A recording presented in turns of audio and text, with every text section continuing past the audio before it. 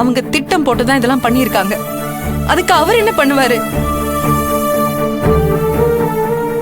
எனக்கு அவரை பார்க்கவே பாவமா இருந்தது.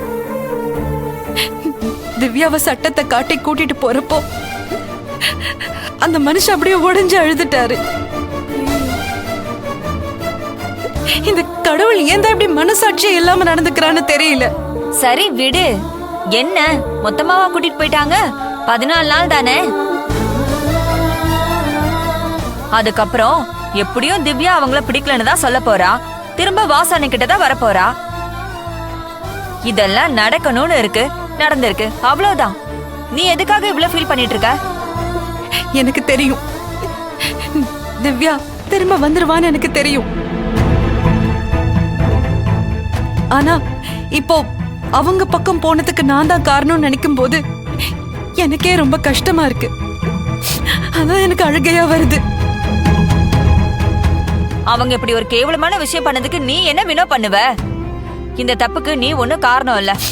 சும்மா உன்னை நீயே குற்றம் சொல்லிக்கிட்டு வருத்தப்பட்டு இருக்காத. எல்லாம் சரியாயிடும்.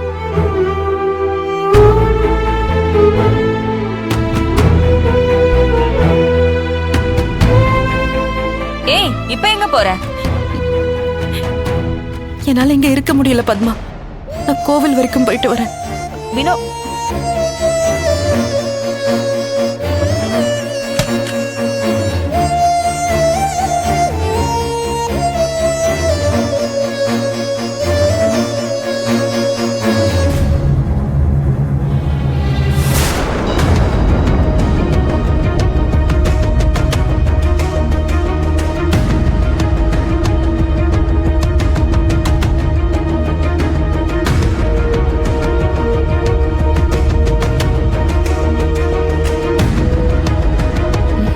திவ்யா, இதுதான் இனிமே உன் வீடு.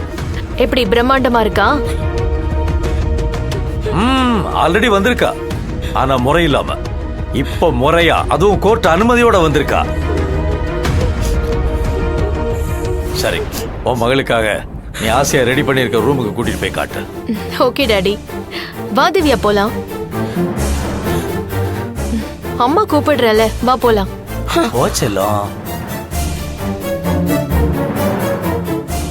ஆரம்பத்துல அப்படிதான் இருக்கும், போக போக எல்லாம் சரியாயிடும். வா திவ்யா போலாம். வா போலாம்.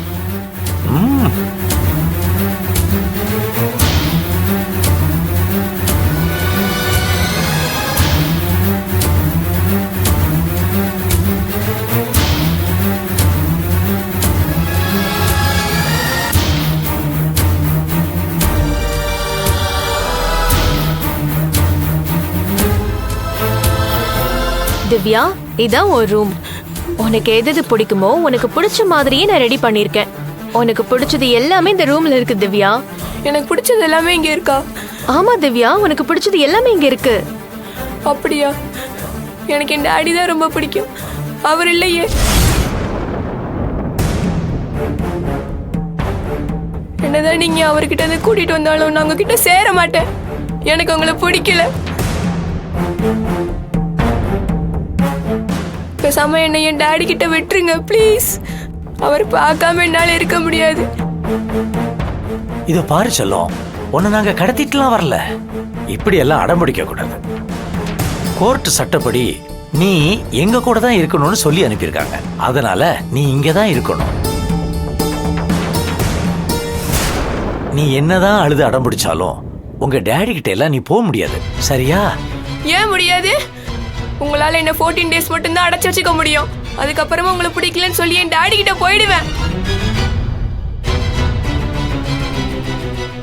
இதோ பாரு திவ்யா செல்லம், இத்தனை வருஷம் உங்க டாடி தான் உனக்கு அப்பா அம்மா எல்லாமே. அதே மாதிரி இனிமே உனக்கு அப்பா அம்மா எல்லாமே இந்த அம்மா தான், சரியா? ஃபர்ஸ்ட் டே உனக்கு இங்க இருக்க ஒரு மாதிரியா தான் இருக்கும். போக போக எல்லாமே சரியாயிடும், பயப்படாத. நீ என்ன கேட்டாலும் இந்த அம்மா உனக்காக வாங்கி தருவா. இந்த உலகத்தை சுத்தி காட்ட சொன்னாலும் நான் சுத்தி காட்டுவேன். எனக்கு என் உலகமே என் டாடி தான். அவர்கிட்ட என்ன போக விட்டா போதும். டாடி,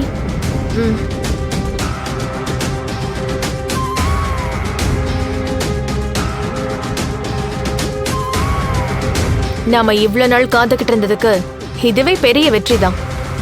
நாம நினைச்ச மாதிரி திவ்யா இப்ப நம்ம கூட இருக்கா. இது போதும் எனக்கு.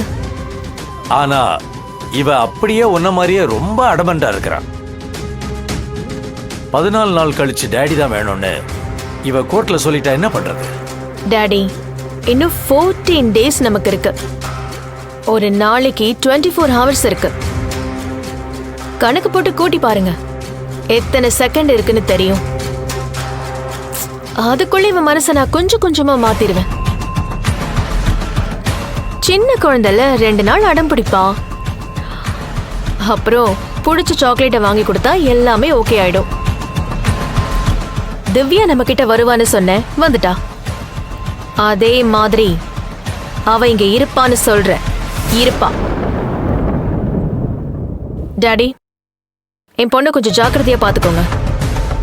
எனக்கு கொஞ்சம் பாக்கி தீர்க்க வேண்டி இருக்கு. நான் போயிட்டு வந்துடுறேன்.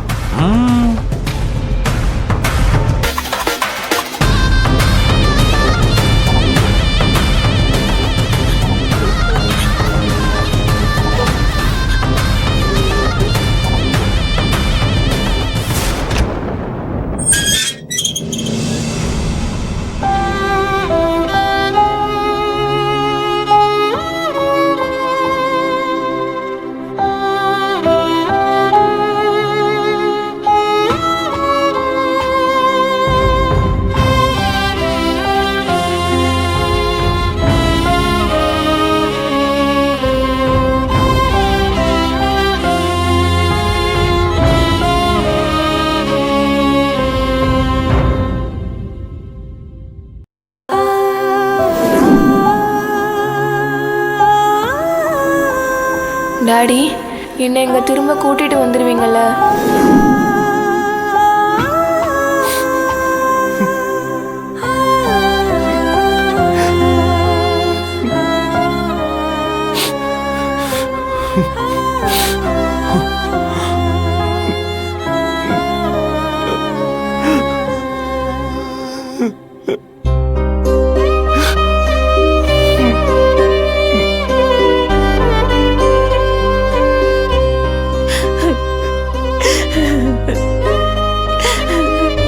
வாசு,